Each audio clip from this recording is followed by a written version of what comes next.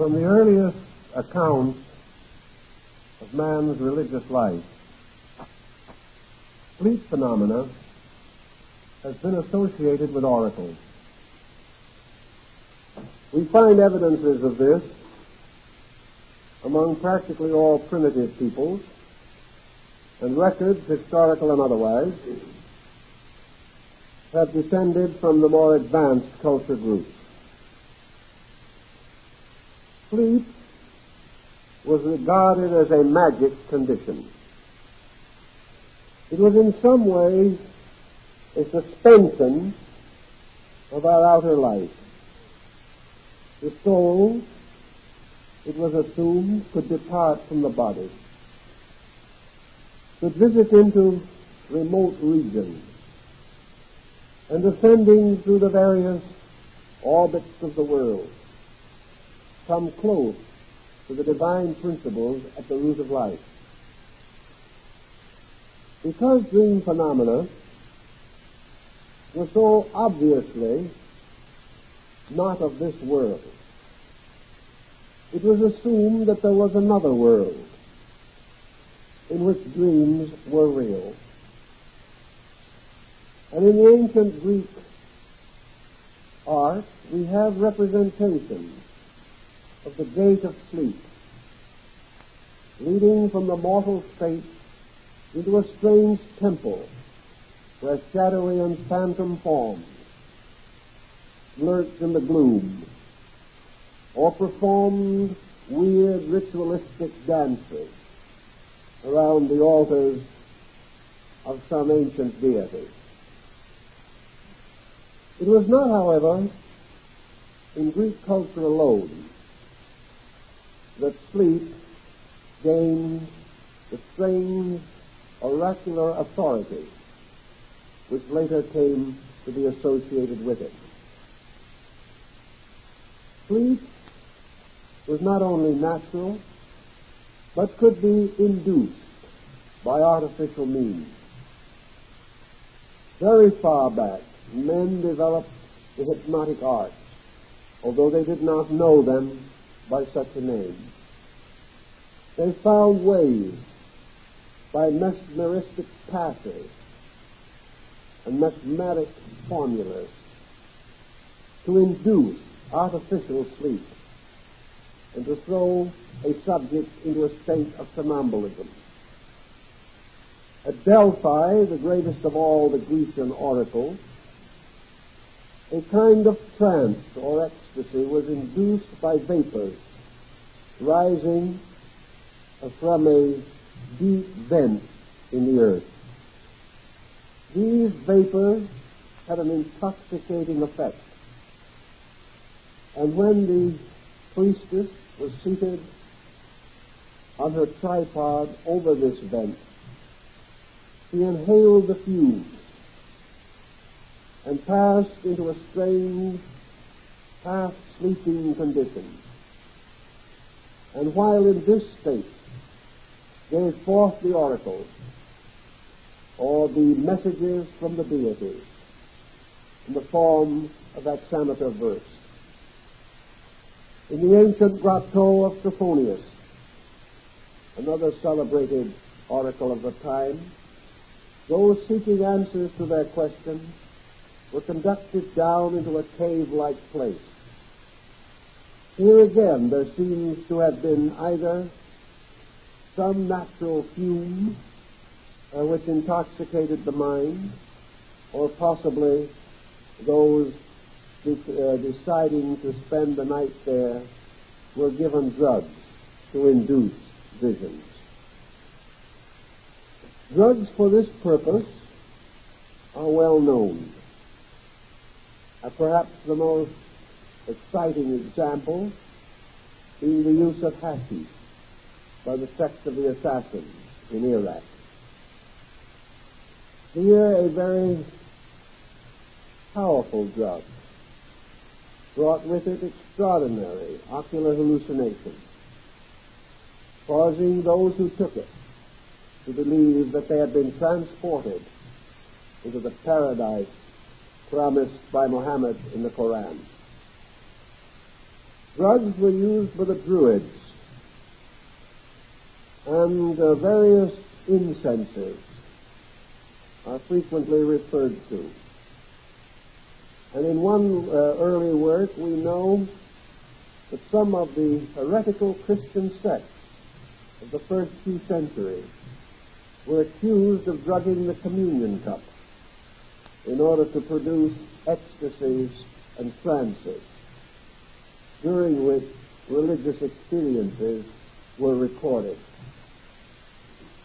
In addition to this phase, the sleep phenomena could be affected by fasting and by the general weakening of the body, also by the use of certain foods or exercises or disciplines, producing a curious kind of fatigue. The American Indian induced a form of hypnotic trance by moving an eagle feather back and forth before the eyes of the subject. These trances could also be induced by music, by dance, by various ecstatic forms of ritualism, some of which have descended to us in the excitement and ecstasy of the Holy Rollers and other peculiar groups of Adventists. Thus we see that from an early time men sought to induce artificial sleep, or in one way or another to destroy the normal equilibrium of man's objective awareness, casting him into some kind of glamour, either through drugging or through fatiguing the senses. Because in these states he was held to have a peculiar proximity to spiritual mysteries. The motive was quite sincere.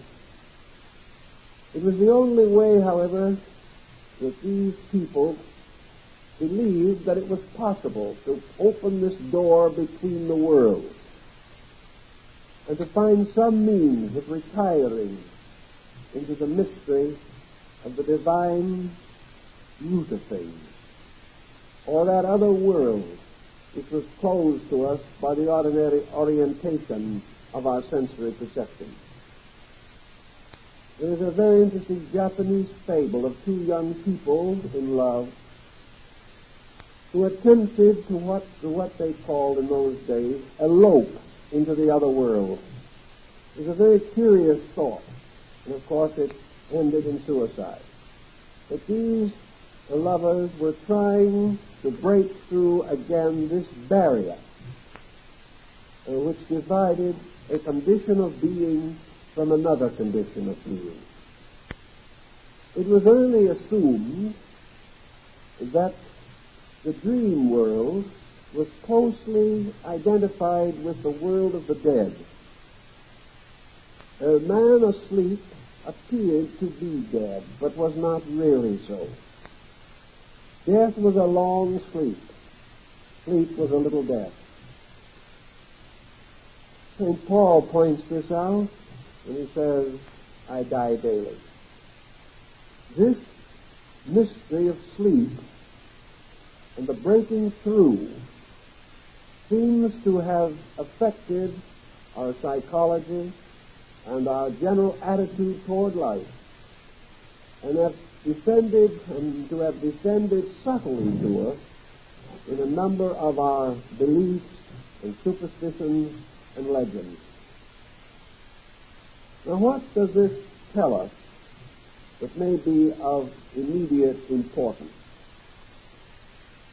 The oracular procedures of the Greeks could not have succeeded had the oracles of the Pythian Apollo at Delphi not been, for the most part, true. It is, of course, certain, and this is the out for the modern skeptic, that these oracles were often ambiguous. difficult of interpretation, obscure until the event actually transpired. But Cicero, gathering a record of these reports, came to the conclusion that the majority of them were wise beyond the wisdom of the world, that there was something about them that transcended the judgment of conscious man. And in many instances, of course, they were amazingly fulfilled to the smallest detail. The reason why the Greek oracles were famous and were consulted by persons in every class of life undoubtedly was the reputation which gradually built around them. This reputation for accuracy has also been mentioned by older writers, and the most grudging have admitted that these oracles were universally constructive, that their recommendations were for the private and public good, that they did contribute a great deal to peace of mind and to the guidance of states and to the direction of leaders. And many of their less fortunate revelations also proved to be true. And warnings which they gave were seldom ignored without disaster. Even Socrates seems to have admired the oracles and to have acknowledged that they represented perhaps one of the deepest sources of man's possible knowledge of life and the world. Many of the oracles were also broadly informative. They brought answers to questions in art, science, religion, philosophy. They assisted in the preservation of crops. They aided the agriculturist in his plans for the harvest. They warned of storms and of pestilences. And it was rather obvious to these people that such information was not normally to be attained in a waking state. Now, the priestesses of Delphi, while selected with the greatest care, were mostly young women, although some reached elder years with great dignity and distinction. These young women were not trained in the worldly pursuits which might have been possible to them in these days. They were virgins of the temple. They lived apart and alone, a cloistered existence. They were not instructed in statecraft or in medicine or in any of these subjects, but were assured that the truthfulness of their revelation depended upon the purity and integrity of their own lives. This, I think, is a further point of interest and one which will bear consideration. Obviously, the normal state of man can be both naturally and artificially deranged. And among most older people, the insane, the mad, those hopelessly infirm of mind, were regarded with a peculiar veneration. They were believed to be very close to God. They were God's own.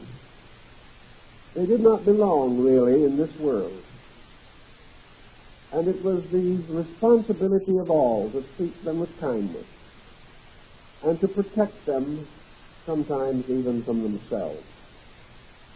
But this madness was something like the divine madness, the madness of the Dionysiac cult, induced by the juice of the vine, the intoxication which was held in religious ritual to open these mysterious interior perceptions, so that, of course, the use of wine in the sacrament, even to this time, originated in this Dionysiac rite, the rite of frenzy, the rite by means of which the individual seemed to suddenly escape from his human limitations and to be able to commune with powers beyond this world and even bring back messages of general interest.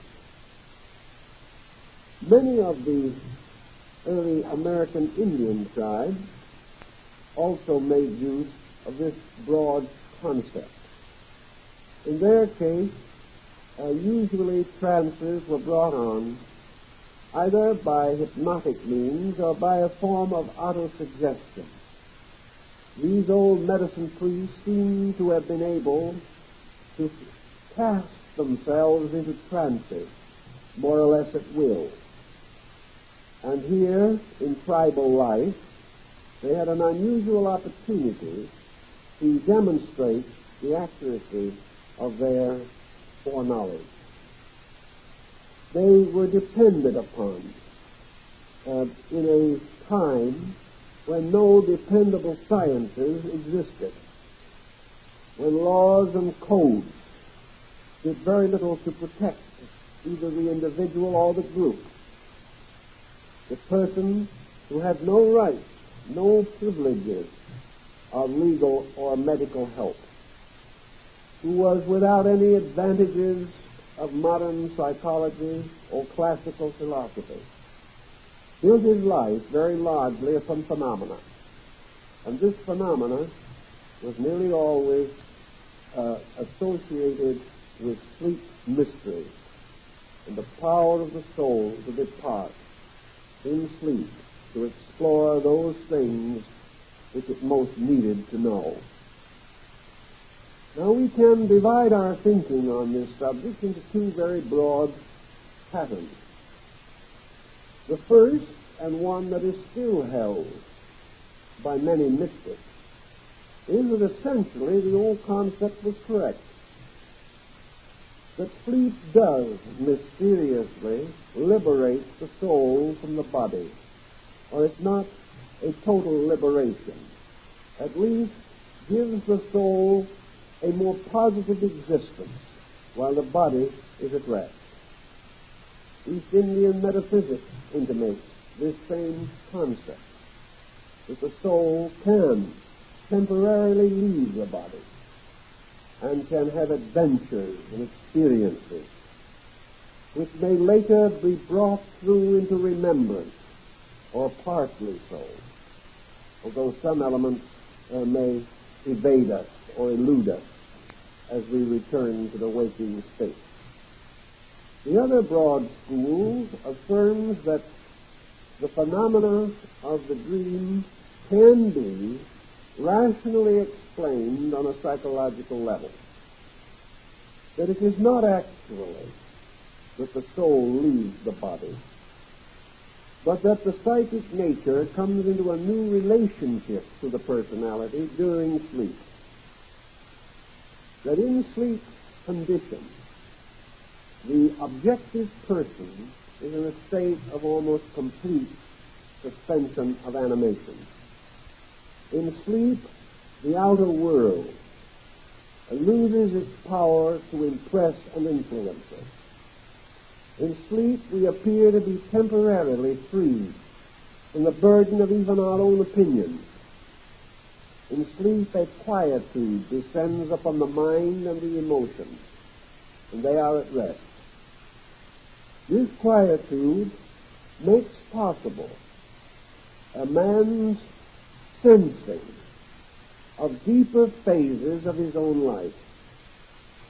This quietude permits certain currents to seemingly reverse themselves, so that instead of man receiving his principal stimulation from the outside, he suddenly becomes passive and experiences life moving from within himself, that an inner world imposes itself upon the outer, whereas in the waking state, this imposition from within is made comparatively impossible by the activity of the objective faculties.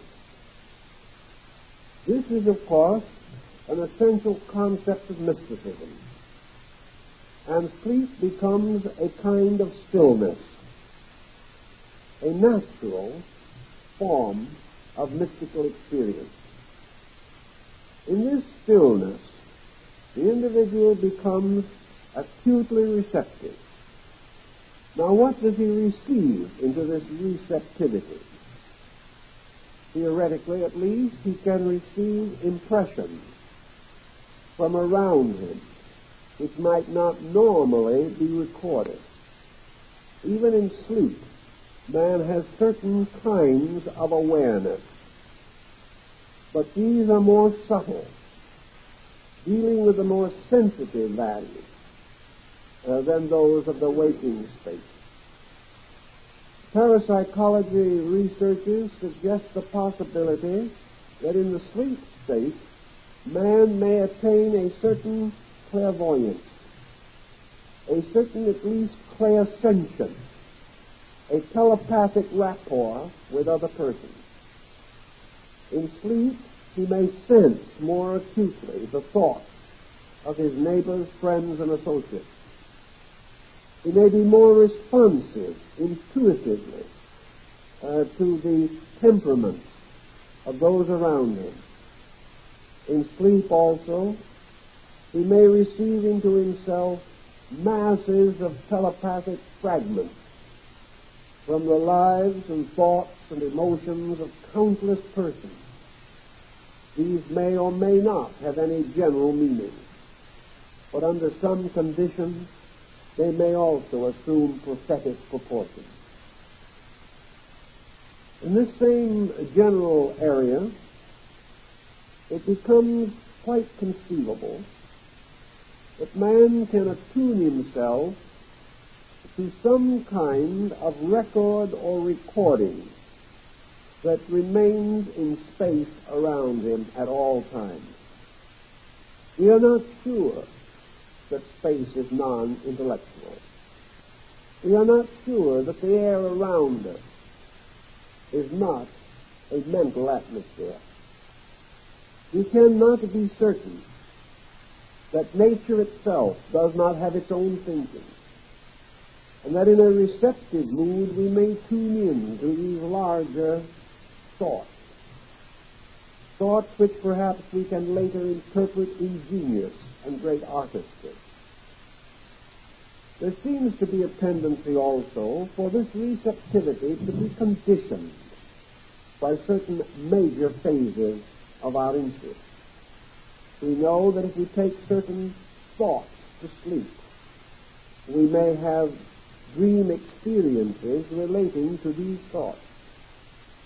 We also recognize the age-old custom of taking problems to sleep, with the concept that in the morning we will awaken with the answer.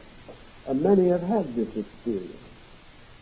We also know that great artists, great musicians, and scientists have generally admitted the importance of sleep phenomena in the advancement of their various abilities. Musicians have heard their melodies in sleep, or dreams, or trance-like states. Artists have seen the pictures which they would later place upon canvas. Sleep also approximates another state of man, who cultivates a kind of sleep in the disciplines of meditation and the various retrospective and contemplative exercises of the Greek theory and of the East Indian school. These meditations are quietude, leading finally perhaps to an almost complete submersion of the personal consciousness in a deep and mysterious ocean of universal values, such as is intimated in the Samadhi of Vedanta. or the mysterious nirvanic trances of the Buddhist arhats.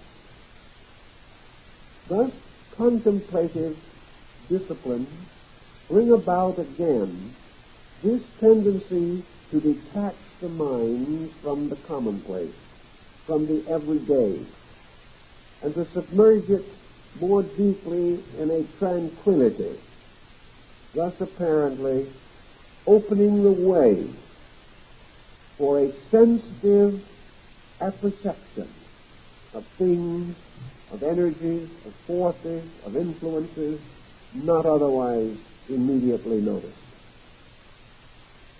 Out of this thinking, whether it be held to be mystical or psychological, we have come to certain practical conclusions which affect the practice of modern psychology and psychiatry to a marked degree. One of the conclusions is that in many instances, sleep phenomena are a valuable aid to the interpretation of the psychic complex of the human personality. That under certain conditions, dreams are not only keys to characteristics, but do constitute a form of admonition, a warning, or an inclination, a kind of instruction by which nature would seek to assist us in immediate understanding of some peculiarity of our own emotion or thought. We know that everywhere nature eternally strives to repair the damage that is caused by human ignorance. If this damage is too great, nature is not equal to the task. But wherever possible, nature sets into action auto-corrective mechanisms to assist us in restoring this equilibrium upon which normalcy and health depend. Thus, as surely as we secure or receive hunches, feelings, we are also inclined to have this awareness of a need for a particular change in conduct or a modification of habits. Many interesting experiences relating to this type of nature's helpfulness have been recorded. An individual, even without sleep, will suddenly become acutely aware of some deficiency in his own nature. He will have a flash of insight which forms a corrective pattern to deliver him from some emergency in which he is in danger of becoming involved.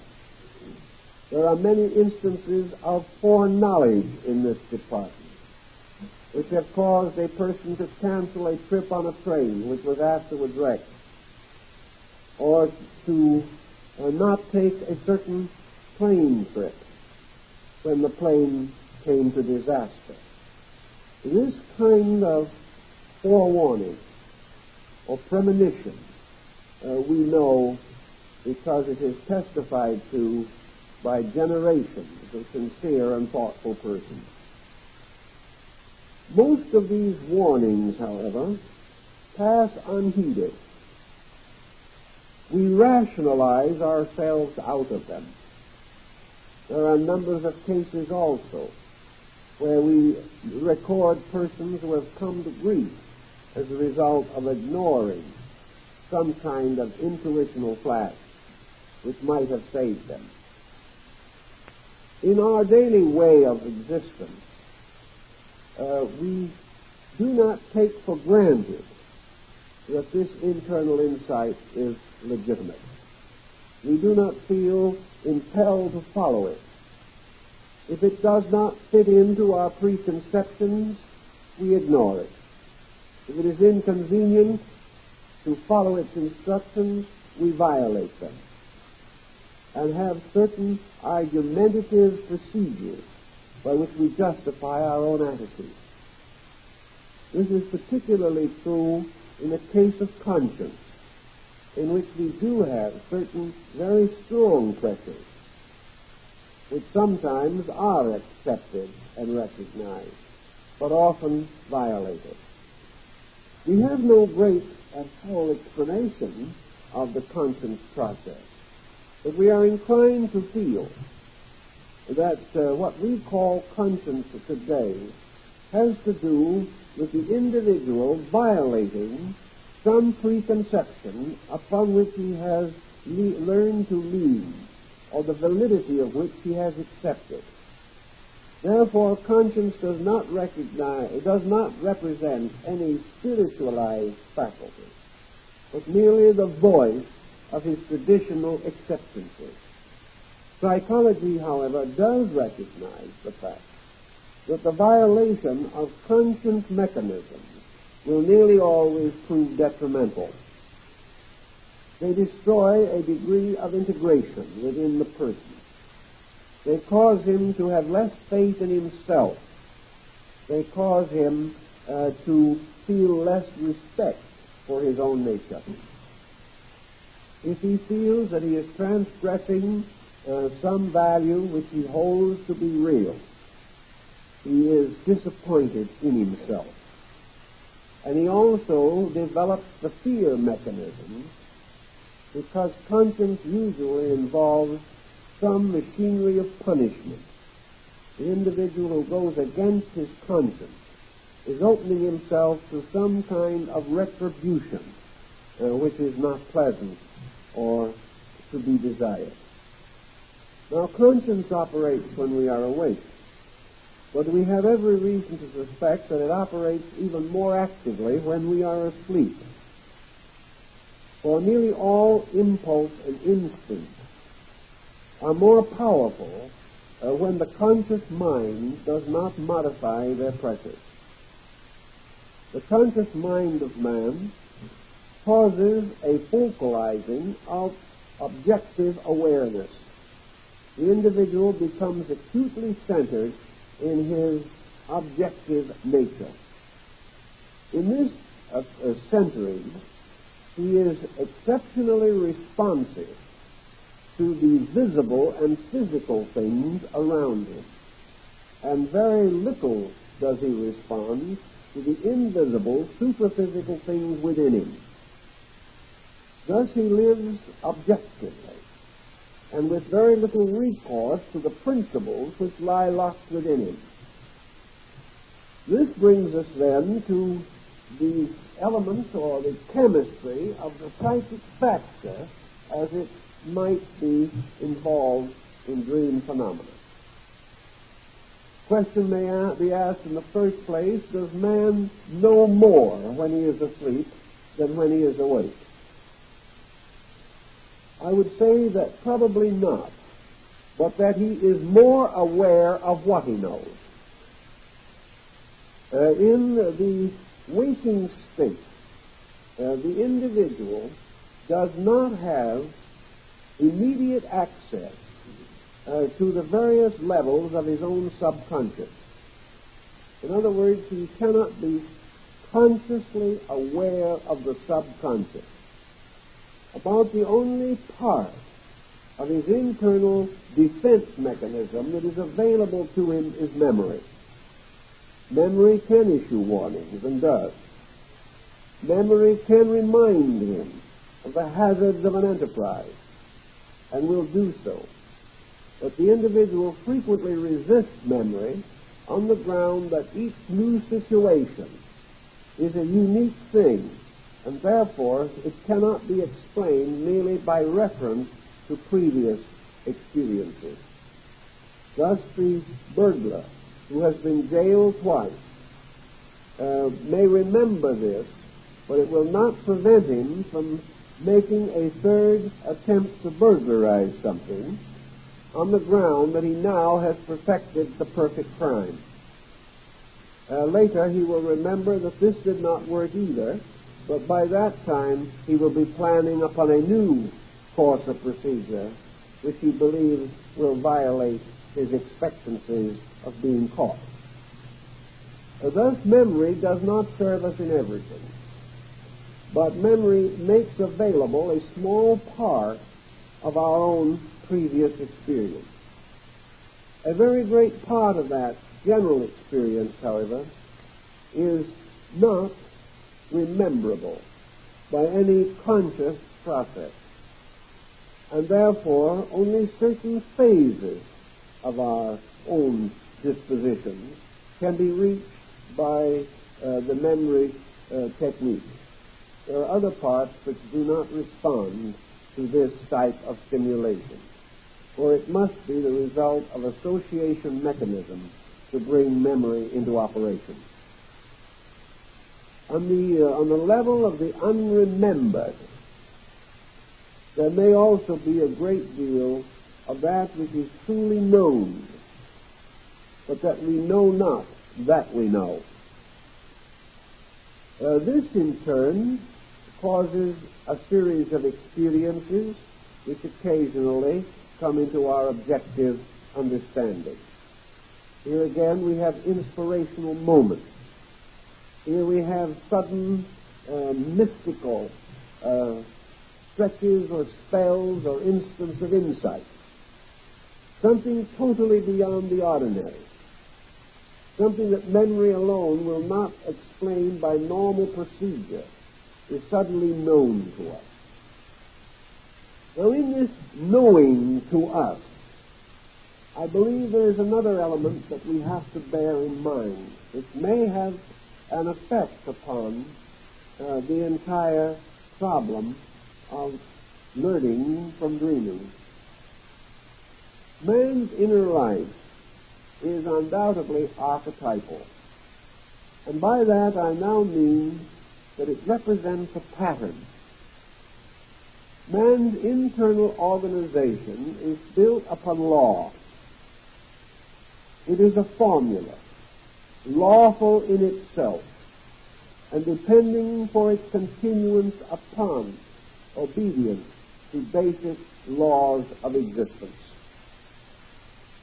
Thus, inside himself, man is a law-abiding creature, even though in his outer personality he may be a lawbreaker.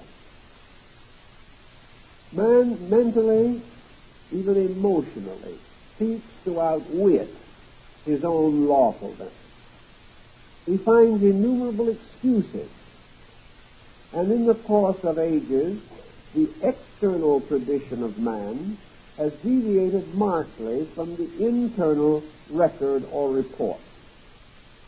The reason for this has been that objectivity, by the intensity of its processes, has come to be regarded as the final reality. And the problems that arise around us have precedence over the pressures that arise within us. If, therefore, as a result of tradition, heredity, indoctrination, and experience, each of these to a measure misunderstood, we arrive at a certain conclusion or a certain attitude, we may develop a total personality which is psychologically unsound. This personality may not be so considered either by the individual or by his associates, because he may live in a world in which this kind of unsoundness is prevalent. Most people being like himself, he considers his own nature to be normal. And in this sense of normalcy, he goes on breaking rules and laws imposed by nature because others break these rules and laws.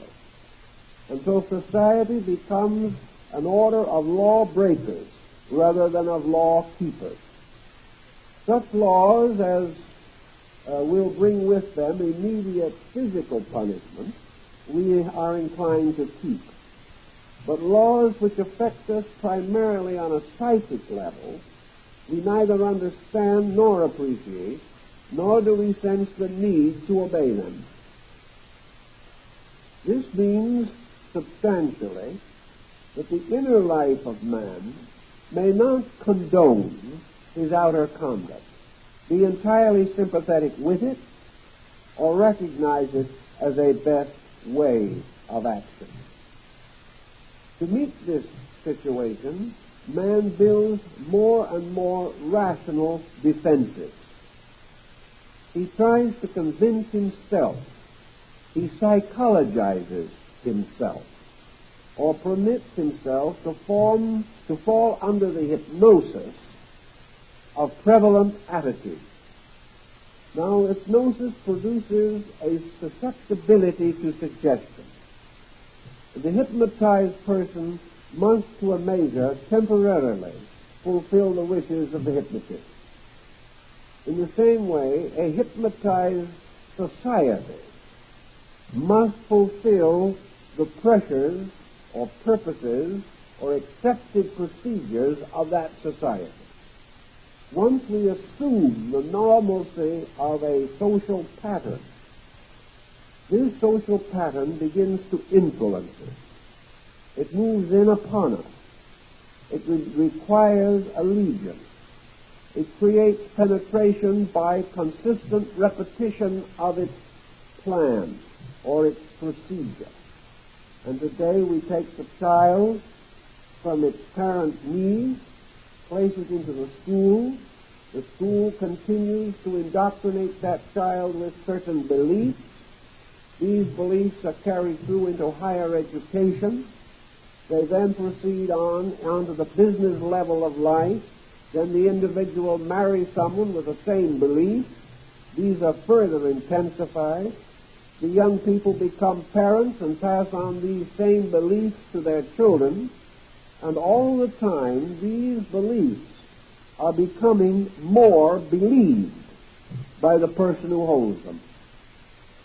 After a time, it seems that there is no other way, that there could not possibly be any justifiable conflict, that these things with which we have hypnotized ourselves have to be true, that they are the truth, the whole truth, and nothing but the truth.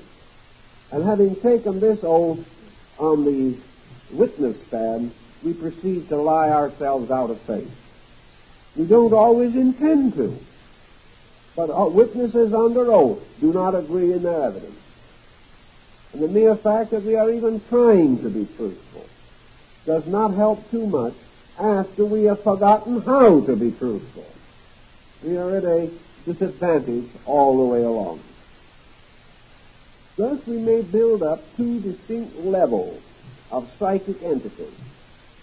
The outer level is dependent almost entirely upon outward circumstances, and it produces a more or less complete psychic being, created to obey the impressions and pressures around it.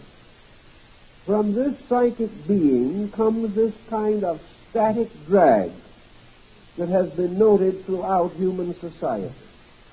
It causes the traditionalist. It causes the person who resists change, the dogmatist and the exclusionist. It causes the reactionary and impels persons in various walks of life to lock their own ways away from other people.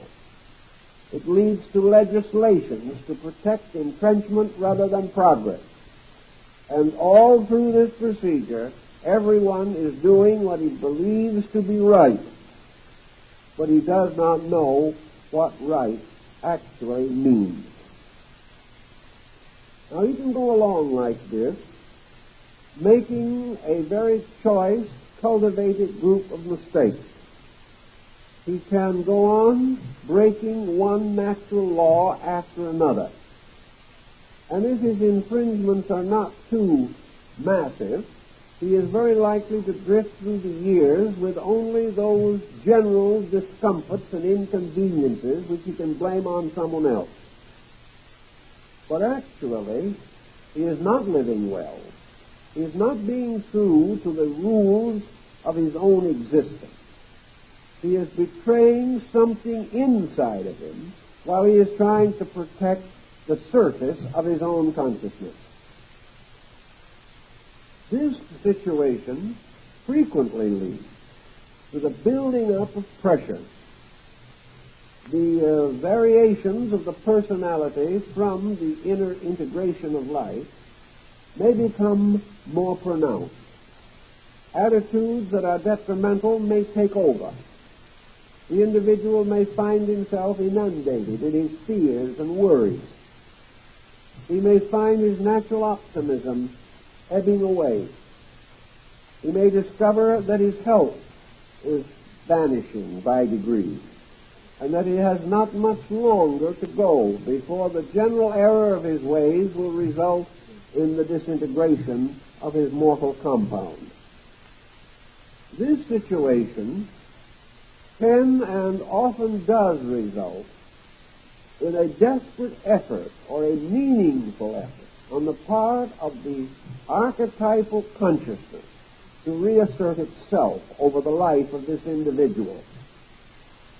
I think we are safe in saying that while man, by himself in a forest, could not necessarily learn to read and write, that in this state of isolation, had he the proper faculties, he could gain a very profound knowledge of many values.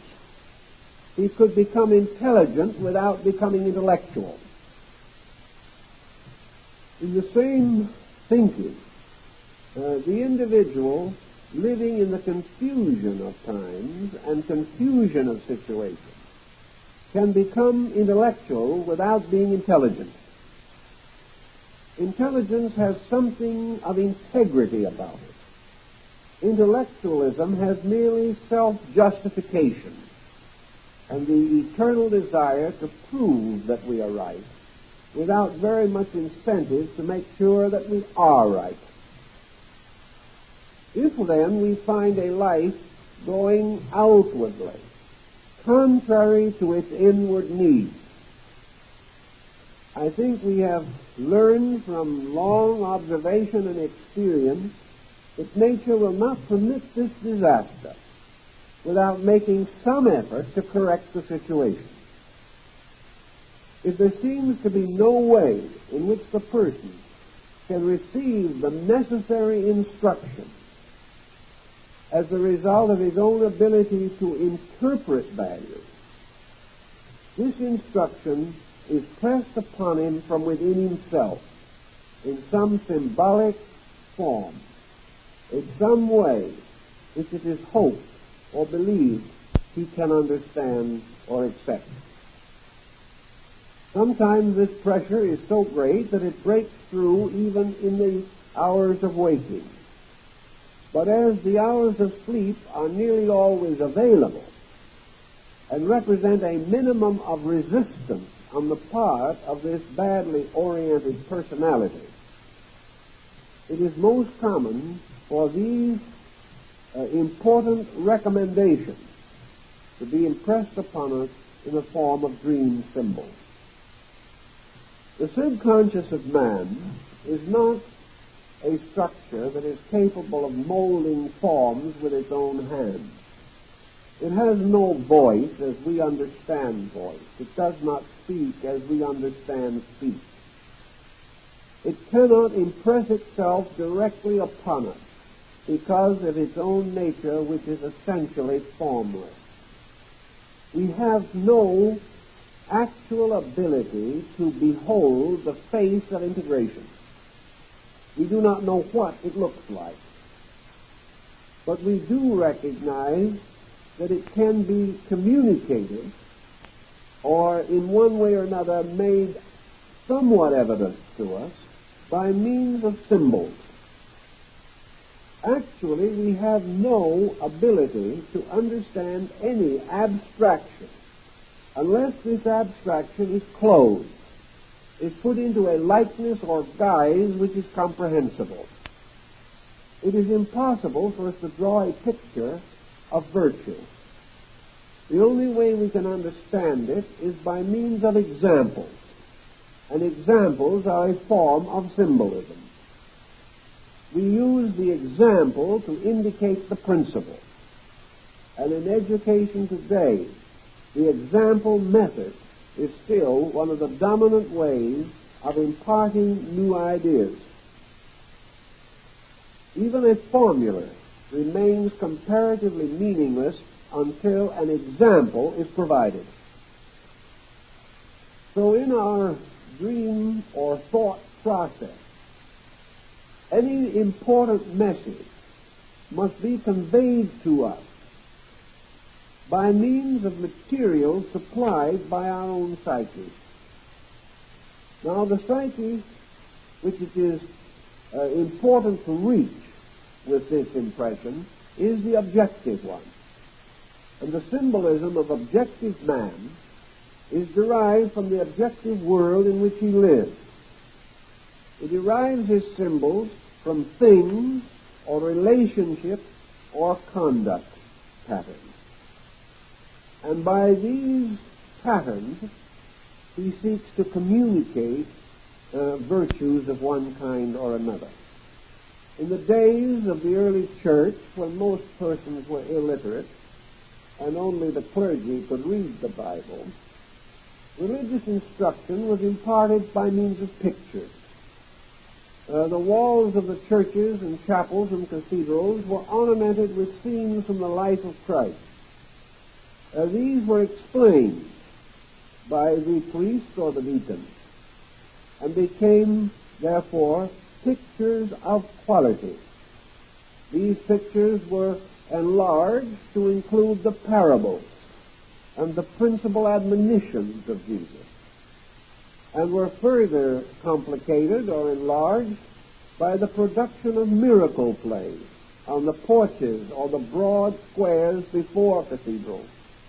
Here, dramatically, the lives of saints, the various moral virtues, the victory of good over evil, the story of the prodigal son, or the tale of the Good Samaritan, were enacted in order that the people might thus become aware through a simple symbol of the natures and substances of invisible virtues which could not be directly traced of themselves. Thus, when some kind of abstract impulse is communicated from the archetypal psyche to the objective mind, there must be an adequate way of communication. Now, if we would assume that this subjective is a kind of ancient teacher, is the instructor, is the sage or the saint or the savior, the prophet, the priest, the philosophic physician, we can perhaps estimate what our reaction would be if some such a person should suddenly enter into our physical way of life. Supposing some very wise person made himself available to the needs of a very foolish man. The chances are the entire procedure would be utterly non-productive. The wise man would not be accepted by the foolish man. His wisdom would be regarded as old fogyish advice. He would be told that he belonged to a decadent generation, that the qualities which he tried to teach were old-fashioned and no longer applicable, that the only way to live would be the very way which was causing the trouble. Thus, the direct admonitional procedure would be of very little value unless it was accompanied by something by which it was distinguished, by which it was set apart from common experience, and in which something stronger than words became the basis of the communication of ideas. Sometimes, therefore, your archetypal image will impress itself in the form of a vision in which a person, usually a celestial or sublime being, suddenly appears as though in actual reality, communicates the instruction or gives the warning or the admonition and then vanishes back into the mysterious abstract regions from which it came. The impact of such an experience, visual and audible, upon the lower personality is much more profound by the very mystery with which it is involved. Such a visitation, so-called, could not be taken lightly, and the course of history has frequently been changed by visions of this kind. Yet the admonition given in the vision was not something entirely unknown to the person who received it. It was an admonition subconsciously known, internally recognized to be true, but ignored or willfully forgotten by the ambitious person who did not wish to be limited by the dictates of his own conscience. Thus, the question as to whether this type of visitation represents the addition of knowledge or merely the revelation of the known, a new degree of impression from that which is eternally true. This is a situation of psychological significance.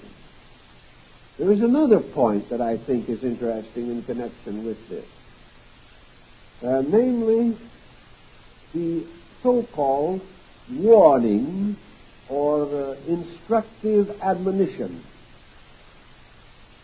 We know perfectly well that if a truly enlightened person was to thoroughly estimate our conduct, or in some now devised impartial mechanism, some machine which impersonally accepted all the factors of our personality into an equation, that such a machine could theoretically give us a fairly concise statement of our probabilities in a given situation. Also, we know that had we the wisdom enough, we could foresee things that would likely arise. We could avoid difficulties that are practically inevitable because of the course that we are following. Yet these things are not evident to us in our normal state. Thus, the admonitional or instructive vision or dream does not necessarily mean that a foreign or outside entity is instructing. It can well mean that a deeper and better part of ourselves is providing us with a larger measure of insight into the probabilities of our own conduct than would be objectively possible. And because the universe is lawful, and because all conduct must have its consequences, there are many phases of prophecy which only represent recognition of cause and effect and their inevitable operation. New vitality, a new power with which to cope with illusion, or with which to achieve victory over error, which otherwise appears to be closing in upon him. The usual problem, then, is to recognize the dream as a symbolical group of symptoms which have to do with some phase of character or temperament. These symptoms most frequently express themselves as a result of a critical alignment of problem factors. Very often they will precede a crisis, and if they are not in some way regarded, the individual from then on falls immediately into a more desperate situation. The symbols used in such dreams are derived, as we mentioned last week, from a kind of vocabulary of natural figures, natural objects, which have certain interpretive overtones, as objects with which we particularly associate values. These values arising from our mythology, our legendary, our lore, art, literature, or culture, and values which have become accepted as a language of value by ourselves. We can easily understand that the objective nature must reach as far as it can into the subjective to meet this impression pattern that is seeking to come through. The objective refines itself from things seen or tasted or smelt or touched to things which are overtones. It moves as far toward the abstract as it can, and the abstract moves as far downward toward the concrete as possible. And if we are fortunate, there is a meeting of these two, forming a bridge for the actual communication of the instruction, whatever it may be. So we will say that nearly anyone who is under psychic pressure of any kind is subject to these warnings, to these diagnostic aids, which are intended to make possible his rapid recognition of his own condition and to inspire him to a proper remedy. If man, from the very early part of his culture, had continued to remember this psychic factor in himself, had clung firmly to these dream symbols, had accepted the meaning of them more generally and more generously, the chances are there would be very little need for psychologists today. Each individual could interpret his own inner life. But because we have raced headlong past these tasks, because we have relegated most symbolism to a mythological and imaginary sphere, we have forgotten that symbolism is a continuing language, that the myths and legends that we have learned or have remembered are still the fabric for the communication of subjective impulse. We no longer literally accept the myth, but the myths themselves continue to form this alphabet of meaningful symbols for the communication of internal impulse. So I feel that it is quite proper and right to say that man does receive a kind of instruction, that he does have the right, upon request or in need, to achieve a closer sense of conscious identity with his own total existence, in order that all of himself may be available to the emergency that arises.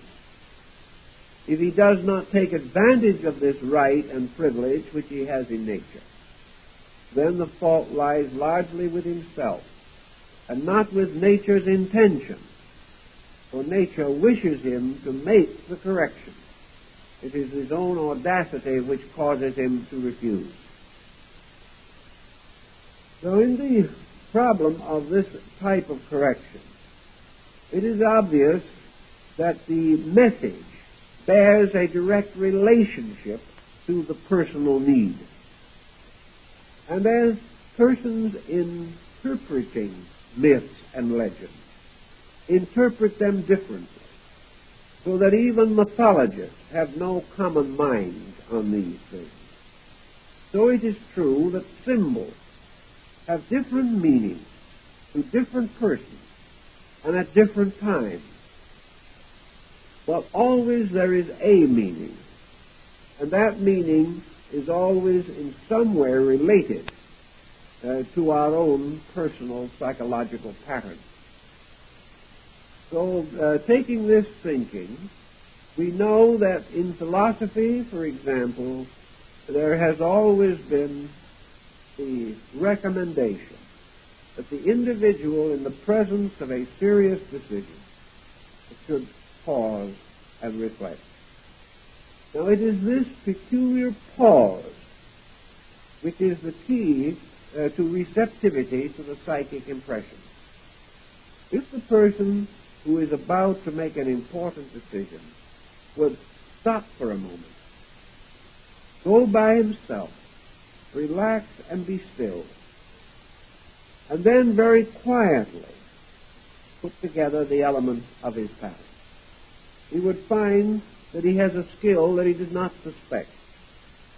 That hasty decision may have complicated a situation that could otherwise be reasonable.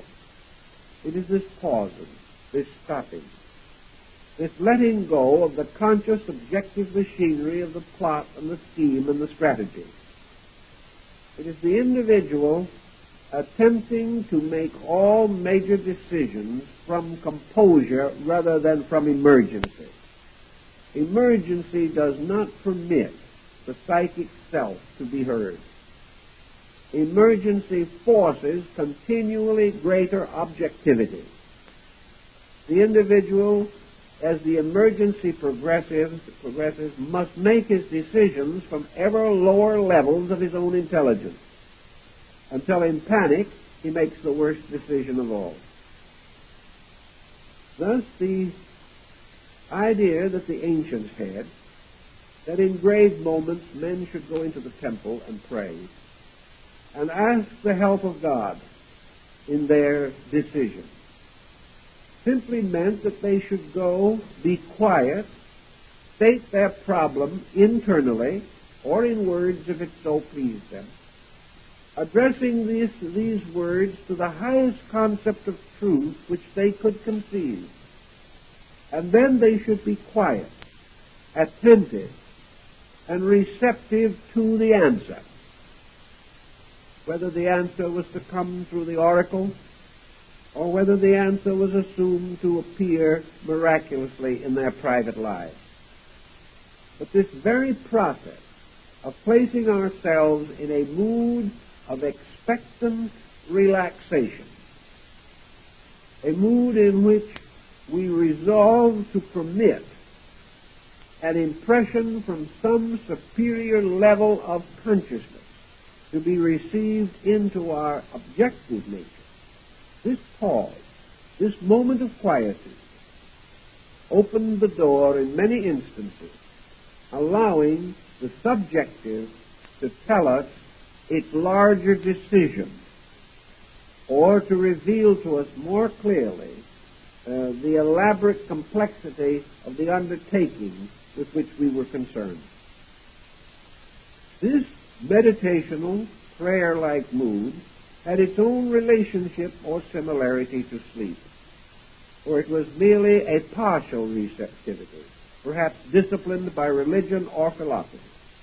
But it was certainly the individual learning to listen for some kind of an inner voice, some kind of an inner impression, which would intuitively enrich his decisions.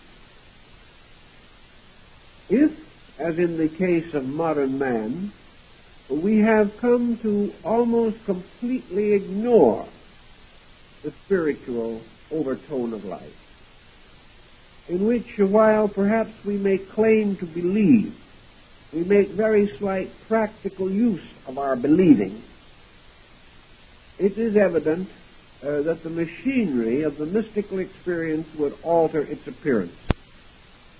And under the conditions of today, there is less and less likelihood of this experience occurring to us while we are in a waking conscious state. Never before has waking consciousness of man been more totally locked in phenomena. Never before have we been so continually plagued with external pressure.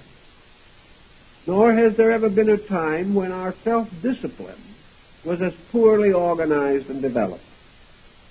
We are for the most part, lack the capacity to relax or to enter into a truly meditative relationship with life. We are not able in the waking state to achieve true receptivity of consciousness. We are continually battling, and what a time we might like to spend in such meditative procedure may be so frequently interrupted as to make the procedure comparatively valueless. And so at last, after the long and difficult day, we tumble into bed. And our first release from our own problem is unconsciousness.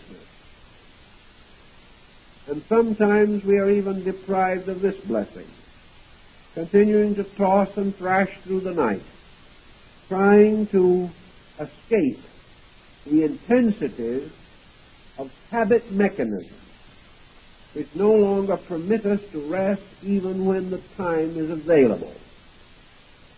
If, however, through physical or psychic fatigue, we actually go to sleep, we not only, for the first time, achieve a kind of relaxation, but never before in history has our psychic load been heavier. Not too long ago, the individual psychic load was mostly grave concern for the immediate and imminent circumstances of his personal existence. He went along very much a creature of habit. He did not expect unusual reward. He was not particularly discontented. He accepted a lot similar to that into which he had been born. And his main worries involved sickness or loss or accidents and things of that nature. He was not obsessed with world politics. He was not ready to collapse psychologically if the wrong candidate got in. He had none of these delightful measures that are burdening us even this fair evening. Actually, therefore, his psychic load was perhaps more religious than ours. His fear of sin was probably more acute than ours. His fear of nonconformity was more acute. But he was not in debt beyond control. He was not afraid to be sick because he could not pay the doctor's bills. He was not under the psychic pressure of intense mechanism. He was not jealous and envious to the degree that we are. And he did not come face to face with the tremendous conflict of powerful personalities that today are our normal lot. Thus his psychic load did not impose itself so directly upon him, nor did it demand such a crushing and crashing breakthrough as the one we bear today. As a result of this situation, we note that apparently the psychological sleep consciousness of man is more active now than ever before in our recorded history.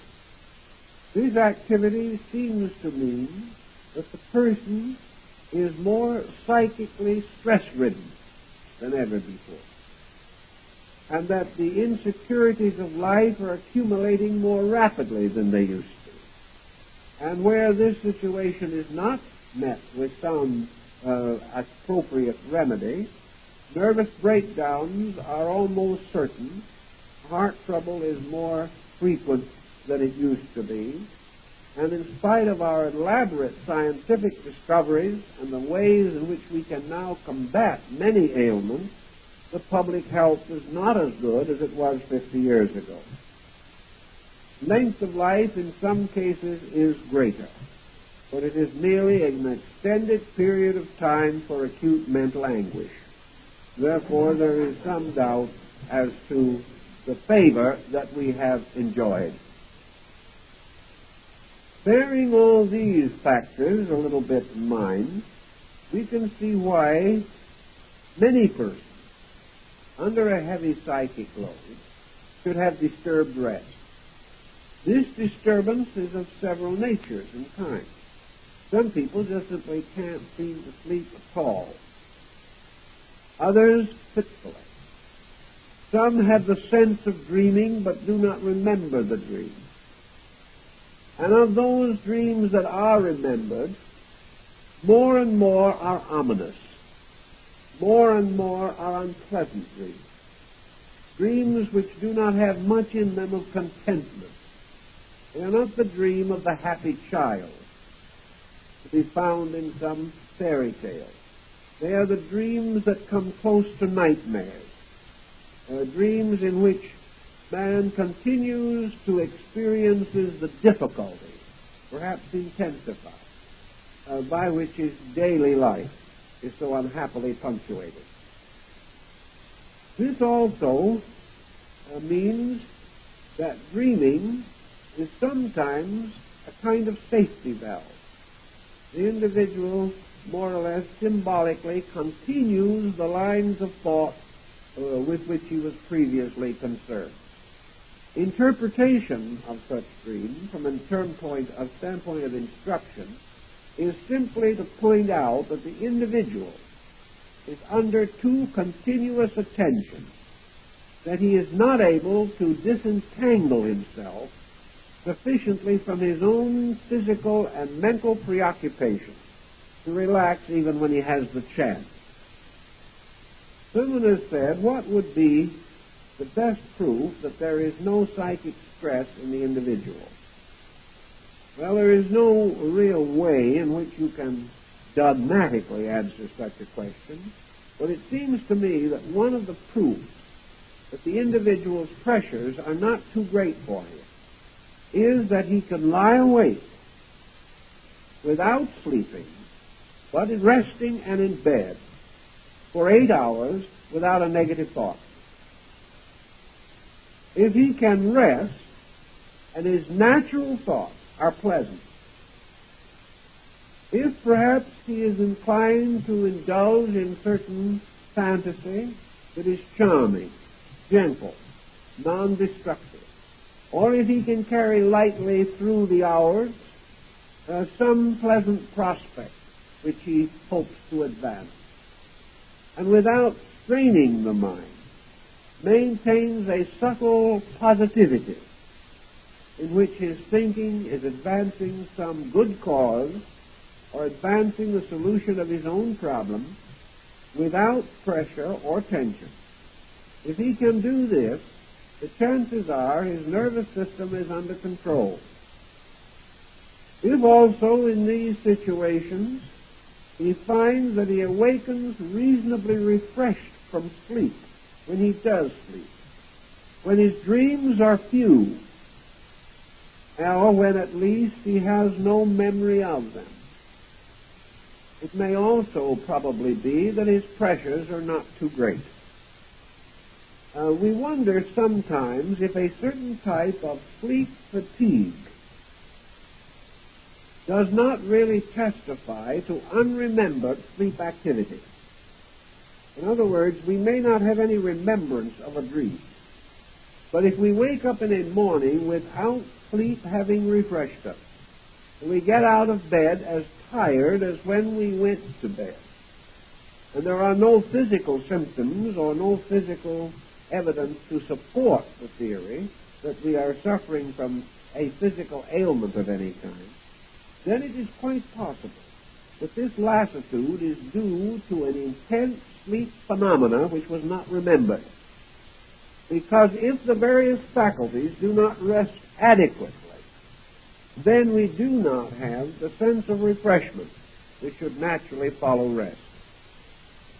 So if in the morning you wake up with the feeling that you have just finished a 9-round fight, without having any memory of the fight, but the full measure of exhaustion and a certain degree of psychic scarring, it is quite possible that there has been very little rest due to psychic pressure. Some persons do not naturally seem to dream as easily as others. And in many instances, apparently, the dream mechanism does not immediately function.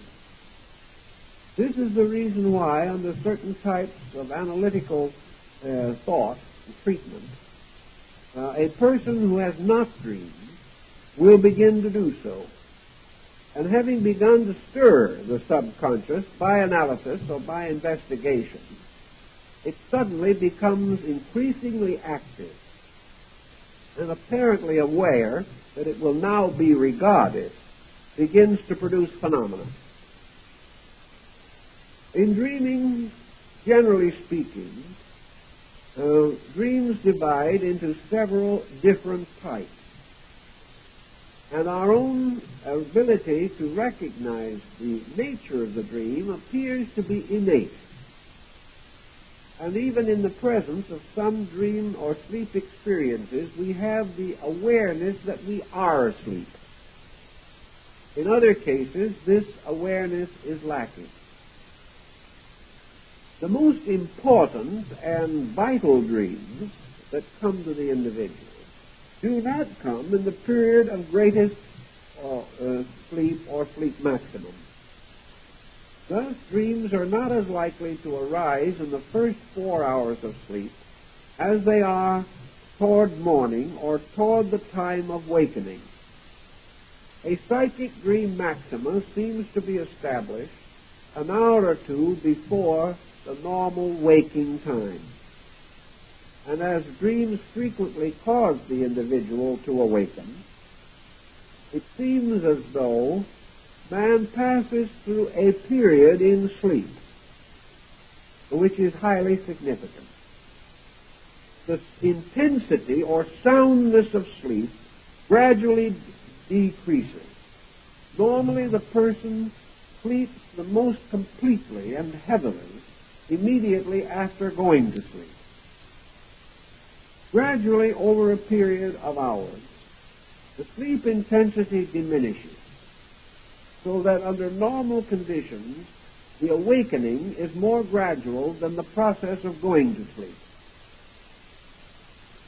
Not long prior to the point in which objectivity is restored by awaking, the sleeper passes into a condition between sleeping and waking which may be likened very much to the trance. He is not awake, but he is not fully and completely asleep. It is at this time that dreams, visions, premonitions are most vivid and most frequent. In these times, the individual frequently has the sense of being awake, though still asleep, and experiences a combination of pressures. He is partly aware objectively, therefore is able to contribute to the acceptance of the dream itself. He is partly subjective, and his condition may be likened to a deep meditation or to a period of intensive concentration or contemplative discipline. I would assume from what we are able to learn nowadays that your prodromic dream, or your dream which has to do with the condition of the individual in some stressful situation, must usually break through at this time. Therefore, the important dream comes not in the soundness of sleep, but in the bridging of the sleep-waking state. Because after all, the pressureful dream seeks to be remembered. There is the desire that it should be recorded. Nature wants us to know that dream when we wake up. If we are unaware of the dream, it cannot serve us objectively. It cannot be an intercession from our own inner nature if we are not aware of it. So the problem of the dream, bringing with it awareness of its own meaning or purpose, is met by nature providing a peculiar relationship of sleeping and waking to serve as the medium for this dream.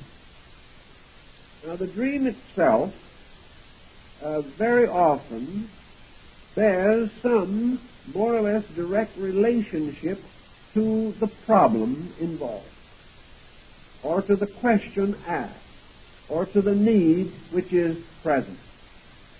This is not always, however, directly evident. The dream may be a moving dream, a from now forward, or from now upward, or from now downward. The dream summarizes in one way or another the nature of the confusion in ourselves and its true and often unrecognized cause. Now, this is perhaps one of the keynotes of the entire situation. Things have several apparent causes and one true cause. The attitudes that we hold, the situations that arise in our lives, are nearly always related to some basic principle or to some basic factor with which we have been unable to cope successfully. Most persons' lives are projections of a small group of psychic patterns. These patterns may be traceable to early life.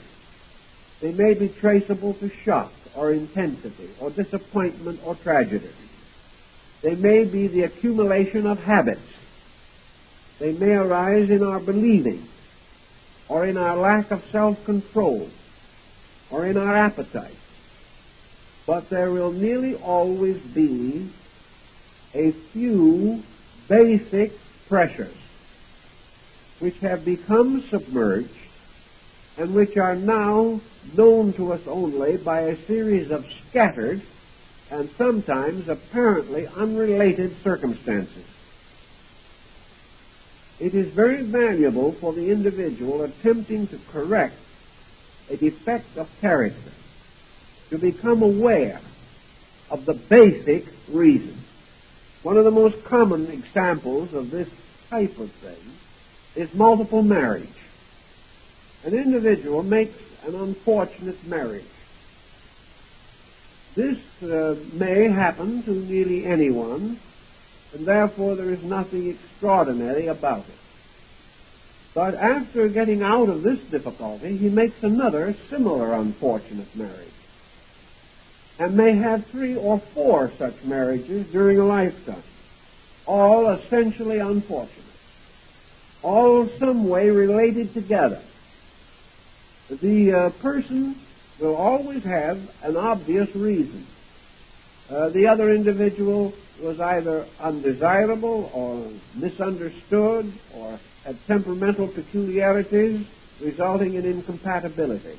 But where a pattern continues over a series of similar instances, there is almost always a psychic cause somewhere in the consciousness of the individual himself, or certain business procedures which cause a person to be in difficulties most of the time. Not long ago I received a letter from a man who has had a series of business difficulties. He says he tries very hard, he builds a good business, things apparently go very well, and then at the critical moment he suddenly loses complete interest in his work. It is work which he likes to do, or thought he did. It is work in which he is reasonably successful. But all of a sudden, the job isn't interesting anymore. About this time, of course, a competitor takes over. Someone else moves into the position, and the person's own indifference causes him to lose his area of financial security. This has happened a dozen times. It has resulted in a broken home. It has added continuously and constantly to the difficulties of this person, who has become radically disturbed and who has even reached the point of contemplating suicide. There seems to be no way out of this recurrent difficulty. Now, things of this nature cannot be considered merely as separate things. Where you have any basic temperamental intensity which is causing trouble. There may be a number of excuses, but there has to be a reason. There has to be a true cause. The chronic worrier, the individual by nature critical, the born autocrat, the person lacking adequate ambitional motive, the person without stability, or the individual utterly and impossibly stubborn. These characteristics rise from something, and as long as they remain uncorrected, the characteristics will result in difficulty. The general thought used to be that if you have a bad disposition, get over it. Now, this is still, to a measure, good advice, but it has its limitations. If the cause of the trouble is more general and deeper than the dispositional peculiarity, and we merely inhibit the peculiarity by imposing will upon it, we will simply cause the major difficulty to break out elsewhere. Thus, the individual who fought desperately to overcome a bad temper finally was able to control the temper, but he became an alcoholic in the process. The problem was never solved.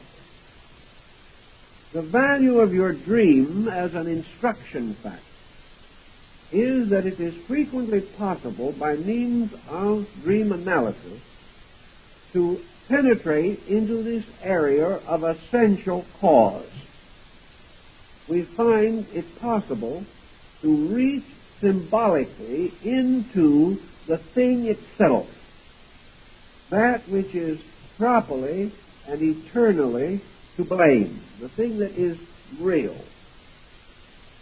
For example, a very timid man who had never had very much success in making up his mind, whose intellectual achievements were rather good, but whose economic status was always hazarded by lack of personality drive. He simply could not advance his own cause. He suffered from a terrible inferiority complex. And this led him to underestimate and undervalue himself, and to be a considerable disappointment to those around him who had very little success in trying to transform him into a more positive and integrated person. He did not dream a great deal, in fact, very seldom. But under a process of analysis, he had a very interesting dream. And this dream was nothing more nor less than the dream of Jack and the Beanstalk. Now, for him, this might seem to be little more help than his previous unawareness of the situation. But the story of Jack and the Beanstalk has considerable psychological integration.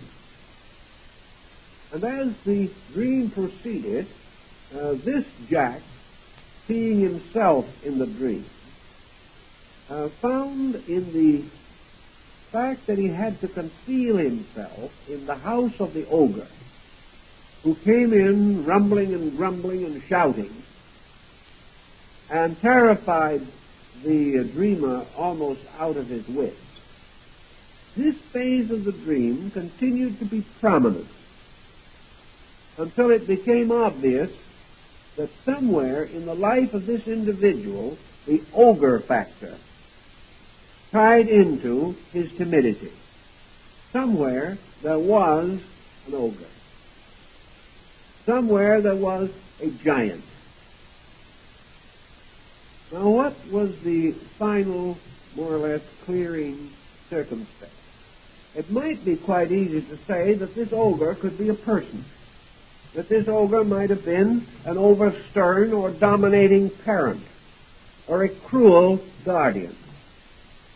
This ogre might also represent some basic fear by which the individual tormented himself. The ogre could be a form of guilt mechanism in which the person could not dare to proceed because of something in his background of which he was frightened or ashamed. This ogre could be a moral element in his life, which had never been sublimated or had never been clarified. But in this particular instance, the ogre represented a rather neutral thing in comparison to the intensity of the pattern. This person was an adopted person. And before adoption, he had remained for several years in a public institution. The public institution was the ogre. This public institution carried with it certain factors. First of all, as far as he was able to learn, he was illegitimate. He had been left in this institution, deserted by his parents. The institution itself had not been especially cruel to him. He had only been one of many unfortunate children who had to be cared for, but about whose inner life very little was thought. Finally, adoption brought a certain fulfillment of a better way of life, but the institution and the circumstances became this gigantic shadow. This shadow of a forlornness in the beginning of life. This shadow of the world first experienced as a strangely heartless thing. Not cruel, but simply without heart. And combined to that, the fact that society had gradually revealed to him the fact that he himself was probably nameless, had been deserted and unwanted. As a result of this, the world gradually became the extension of the orphanage. And everything in the world that happened to him became an extension of this cruel message that had reached him in early life, and had stamped him with a peculiar mark of being a para or an outcast. To make the matters a little more complicated, this man, in his self-pride, trying to fight this thing inside of himself, had completely submerged it. He had told no one. It was only after analysis began that he even admitted that he had ever been in an orphanage. And it was only after a long period of work with a counselor that he finally, almost tearfully, revealed his illegitimacy. These factors all combined together with the sensitivity of his own nature to produce this ogre kind of dream. Somewhere he had read the story. Somehow he knew it. He related both the relevant and the irrelevant parts. He went through the early part of the dream, but without any particular emotional involvement. He climbed up the beanstalk. He did all these things. But when he came into the house where the ogre was, he became completely paralyzed with fear. Fear that the world would know this awful secret that he had carried throughout his life. Fear that the world would hurt him again.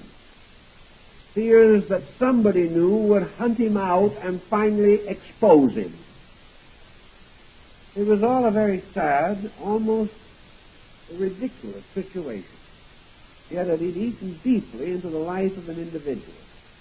And this sense of inadequate origin had prevented him from ever achieving anything beyond that origin.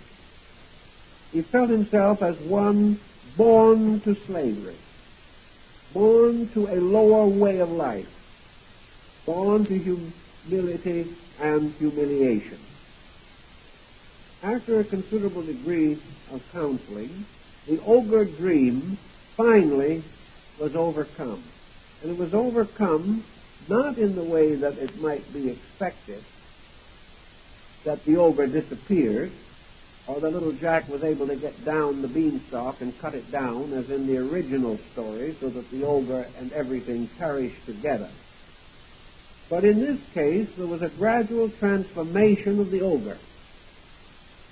And it ended up by the dreamer and the dream being of a very compatible nature. The fellow was getting along excellently with the ogre at the last report. He had overcome the fear.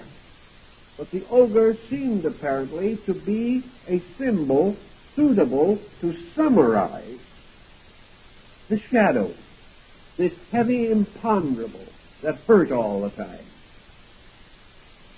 There is also a good case of what we might term the Amfortas dream, which bears a similar kind of stigma. You remember in the Grail legend, Amfortas, the king of the Grail, attempted to rescue the holy spear from the black magician. But the black magician turned the spear and thrust it into the side of Amfortas. Amfortas had intended to use the spear to destroy the power of evil. But the power of evil took hold of the spear and wounded the king of the Grail. This wound would not heal. And the dream of the Amfortas nature is usually the dream of some kind of a sickness or a deformity or an ill that will not get well. It is sometimes one of the commonest forms of it is the eternal toothache. There are cases where an individual has dreamt month after month of having this toothache. Nothing could be done about it. Dentists and everyone tried, but the toothache continued. It could not be cured. Other individuals are crippled at sensing deformity in a dream, a deformity which by its very nature will not get well. Thus this Amfortas type of dream, the dream of the wound that will not mend, seemingly is related to a certain kind of psychological problem to which the person has associated an inevitability. He has decreed that this condition shall not and will not change. Now, this conscious decreeing of this usually involves some kind of loyalty. It represents a person sometimes obligated, either by circumstances or self-obligation, to a way of life or to a situation which gradually becomes unendurable. Sometimes it is this old story of matter of principle, the dream that will not get well, has also been associated with a kind of loss from which the person never expects to be able to recover. A man in his early 60s, through unwise or unreasonable investment, lost most of his world holdings. This resulted in a dream relating to not getting well. The man consciously believed that he was too old to recoup his fortune, that therefore he was now in a hopeless condition of financial sickness. He was sick with an incurable ailment. And wherever the ailment is incurable, it is involved in the idea that the individual cannot correct the prevailing condition. There are cases also in which, for example, a religion preventing divorce, two persons living together who are unable to attain any degree of compatibility. Either one of those persons, and even both, may develop this dream of not getting well, of things continuing and going on. A criminal who has been convicted of a major crime and has served his sentence returns to society, but has this sentence hanging over his head. As a result of that, he is never able to feel sure that his social condition will be any value to him. He is always afraid that his record will catch up with him. This very often results again in this not getting well dream. He doesn't dare to become too much associated with anything for fear that his old crime will destroy any new relationships or values which he may build. He may also, with this type of dream, be one who has tried to conceal his older record. Usually it is the concealment factor which results in the pressure that disturbs the life. This pressure disturbing the life of the individual, this dream of not getting well, very often means a very spotted and unfortunate career, the type of life that may end on Main Street, the type of individual whose incentives have perished and who has no sense of being able to restore his own nature. Now, this dream is instructive. It is not merely there to tell him that he cannot get well. It is there to point out to him that his condition is due to this factor, is due to this pattern. Sometimes, the moment the dream is presented and analyzed, the whole mystery is solved. The subject immediately realizes that this is his dilemma.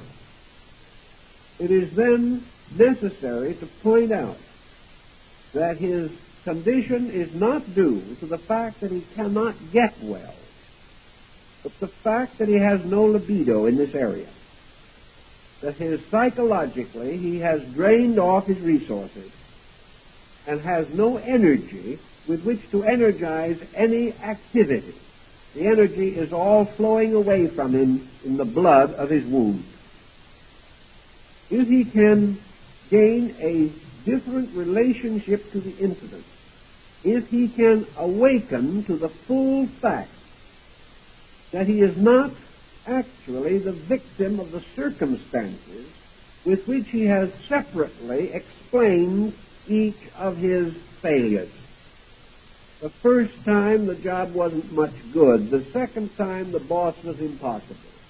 The third time he had to work with people who made life difficult for him. Another time he lost his job due to the ulterior motive of another employee, and so on and on, until the pressure of explanation obscured the original fact that he really lost all of these things simply because he had resolved inside of himself to let go of life. Life was punishing him psychologically. Therefore, it was his duty to punish life. And one of the ways in which we punish life is to destroy ourselves, because in each of us, our own life is symbolic of life in general. So the wound can be healed the moment the person realizes that it originates in a complex or originates in a pattern which has gradually become a reality, not in itself but through its symptoms. And just as a dream gives one group of symbols for the interpretation of the situation, so the circumstances through which the person passed form another group of symbols bearing upon the original cause. Once this cause is recognized, once the individual comes face to face with it, he can begin to work with it. And he discovers the degree in which he has succeeded by the gradual transformation of the dream content itself. Finally, if he is successful in what he is doing, whatever the adversary is becomes a friend. Whatever the difficulty is, heals. And in some mysterious way, the wound is cured, even though there was no expectation that it could be. An individual hobbling along as a psychological cripple under a very peculiar fixation, experienced a dream in which he was miraculously healed when the fixation itself was broken. Now, he was sufficient of a rationalist that he could not accept in his own mind the mere fact that suddenly, as a cripple, he could walk again. Therefore, to rationalize this in his own mind, he devised a dream miracle by which he was able to make his healing reasonable by drawing upon the miracle content of world legendary and tradition.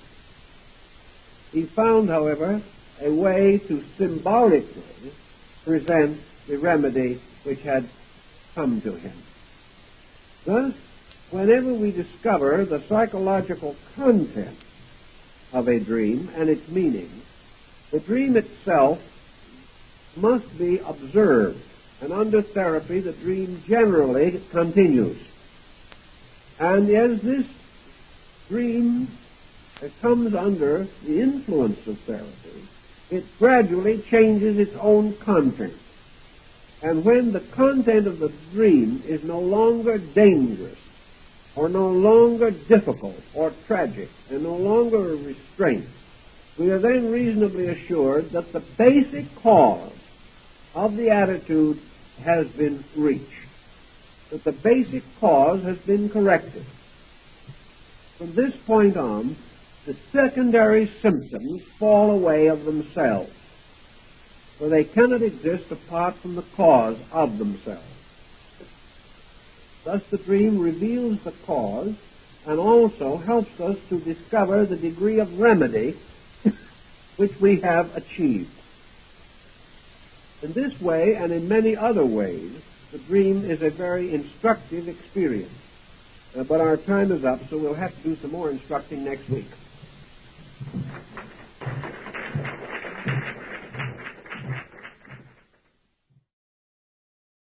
Fulfilled to the smallest detail. The reason why the Greek oracles were famous and were consulted by persons in every class of life undoubtedly was the reputation which gradually built around them. This reputation for accuracy has also been mentioned by older writers, and the most grudging have admitted that these oracles were universally constructive, that their recommendations were for the private and public good, that they did contribute a great deal to peace of mind and to the guidance of states and to the direction of leaders. And many of their less fortunate revelations also proved to be true. And warnings which they gave were seldom ignored without disaster. Even Socrates seems to have admired the oracles and to have acknowledged that they represented perhaps one of the deepest sources of man's possible knowledge of life and the world. Many of the oracles were also broadly informative. They brought answers to questions in art, science, religion, philosophy. They assisted in the preservation of crops. They aided the agriculturist in his plans for the harvest. They warned of storms and of pestilences. And it was rather obvious to these people that such information was not normally to be attained in a waking state. Now, the priestesses of Delphi, while selected with the greatest care, were mostly young women, although some reached elder years with great dignity and distinction. These young women were not trained in the worldly pursuits which might have been possible to them in these days. They were virgins They found ways by mesmeristic passes and mesmeric formulas to induce artificial sleep and to throw a subject into a state of somnambulism.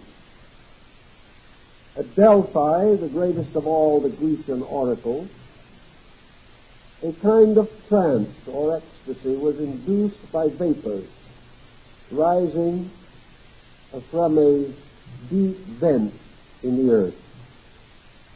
These vapors had an intoxicating effect, and when the priestess was seated on her tripod over this vent, she inhaled the fumes and passed into a strange, half-sleeping condition. And while in this state, gave forth the oracles, or the messages from the deities, in the form of hexameter verse. In the ancient grotto of Trophonius, another celebrated oracle of the time, those seeking answers to their questions were conducted down into a cave-like place. Here again there seems to have been either some natural fume which intoxicated the mind, or possibly those deciding to spend the night there were given drugs to induce visions. Drugs for this purpose are well known. Perhaps the most exciting example being the use of hashish by the sect of the assassins in Iraq. Here a very powerful drug brought with it extraordinary ocular hallucinations, causing those who took it to believe that they had been transported into the paradise promised by Muhammad in the Quran. Drugs were used by the Druids, and various incenses are frequently referred to. And in one early work we know that some of the heretical Christian sects of the first few centuries were accused of drugging the communion cup in order to produce ecstasies and trances, during which religious experiences were recorded. In addition to this phase, the sleep phenomena could be affected by fasting and by the general weakening of the body, also by the use of certain foods or exercises or disciplines, producing a curious kind of fatigue. The American Indian induced a form of hypnotic trance by moving an eagle feather back and forth before the eyes of the subject. These trances could also be induced by music, by dance, by various ecstatic forms of ritualism, some of which have descended to us in the excitement and ecstasy of the holy rollers and other peculiar groups of Adventists. Thus we see that from an early time men sought to induce artificial sleep, or in one way or another to destroy the normal equilibrium of man's objective awareness, casting him into some kind of glamour, either through drugging or through fatiguing the senses. Because in these states he was held to have a peculiar proximity to spiritual mysteries. The motive was quite sincere.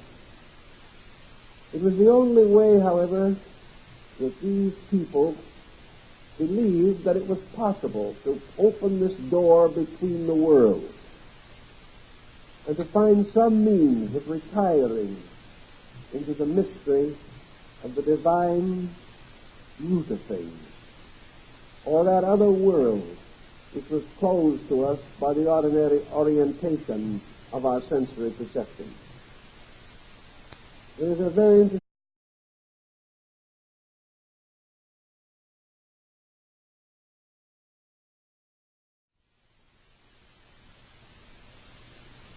from the earliest accounts of man's religious life, sleep phenomena has been associated with oracles. We find evidences of this among practically all primitive peoples, and records, historical and otherwise, have descended from the more advanced culture groups. Sleep was regarded as a magic condition. It was in some way a suspension of our outer life. The soul, it was assumed, could depart from the body, could visit into remote regions, and ascending through the various orbits of the world, come close to the divine principles at the root of life. Because dream phenomena were so obviously not of this world, it was assumed that there was another world in which dreams were real. And in the ancient Greek art, we have representations of the gate of sleep, leading from the mortal state into a strange temple where shadowy and phantom forms lurked in the gloom or performed weird ritualistic dances around the altars of some ancient deity. It was not, however, in Greek culture alone that sleep gained the strange oracular authority which later came to be associated with it. Sleep was not only natural, but could be induced by artificial means. Very far back, men developed the hypnotic arts, although they did not know them by such a name. It is a Japanese fable of two young people in love who attempted to what they called in those days elope into the other world. It was a very curious thought, and of course it ended in suicide. But these lovers were trying to break through again this barrier which divided a condition of being from another condition of being. It was early assumed that the dream world was closely identified with the world of the dead. A man asleep appeared to be dead, but was not really so. Death was a long sleep. Sleep was a little death. St. Paul points this out when he says, I die daily. This mystery of sleep and the breaking through seems to have affected our psychology and our general attitude toward life, and have descended subtly to us in a number of our beliefs and superstitions and legends. Now, what does this tell us that may be of immediate importance? The oracular procedures of the Greeks could not have succeeded had the oracles of the Pythian Apollo at Delphi not been, for the most part, true. It is, of course, certain, and this is the out for the modern skeptic, that these oracles were often ambiguous, difficult of interpretation, obscure until the event actually transpired. But Cicero, gathering a record of these reports, came to the conclusion that the majority of them were wise beyond the wisdom of the world, that there was something about them that transcended the judgment of conscious man. And in many instances, of course, they were amazing